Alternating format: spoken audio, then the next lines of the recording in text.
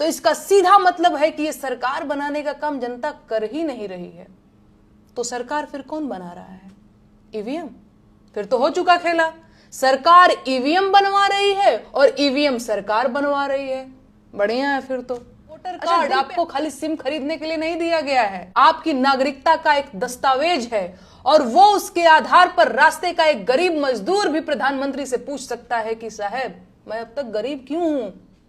लोकतंत्र में जनता की चुनी हुई सरकार इतनी मनबड़ हो गई है कि वो जनता से नहीं डर रही है। सरकार इतनी मनबड़ हो गई है कि वो जनता को डरा रही है। अरे धिक्कार है उस जनता पर जो अपनी बनाई सरकार से डरने लगे, और लानत है उस सरकार पर जो अपनी भाग्य विधाता जनता को डराने लगे। ये सरकार जनता की बनाई हुई है और जनता जब चाहे इसे बदल सकती है। सरकार जनता से है, जनता सरकार से नहीं। और अगर देश की सरकार देश की जनता से नहीं डर रही है तो इसका सीधा मतलब है कि ये सरकार बनाने का काम जनता कर ही नहीं रही है। तो सरकार फिर कौन बना रहा है? ईवीएम।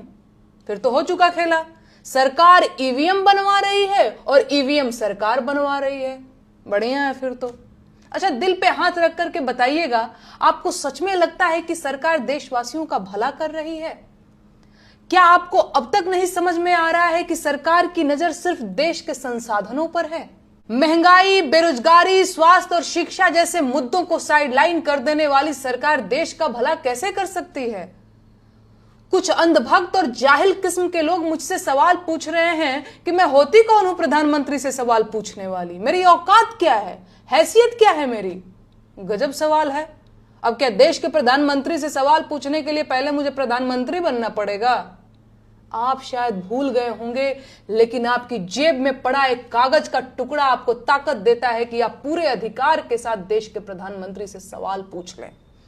अपने सोए हुए दिमाग को जगाइए महाराज। आपका वोटर कार्ड आपको खाली सिम खरीदने के लिए नहीं दिया गया है, आपकी नागरिकता का एक दस्तावेज है, और वो उसके आधार पर रास्ते का एक गरीब मजदूर भी प्रधानमंत्री से पूछ सकता है कि साहब मैं अब तक गरीब क्यों हूं। अपनी ताकत को पहचानिए। इस देश के नागरिक हैं आप, गुलाम नहीं हैं। आजाद देश के आजाद नागरिक हैं आप। जागिए और पूछिए सवाल इन बड़ी गाड़ी और ऊंचे मकान वाले नेताओं से कि आप अब तक बेरोजगार क्यों हैं। पूछिए सवाल इन महंगे सूट और मोटी खाल वाले नेताओं से कि देश की 80 करोड़ जनता सरकारी भीख पर क्यों जिंदा है। अपने जिंदा होने का सबूत दीजिए, सवाल पूछिए और अपना हक लीजिए।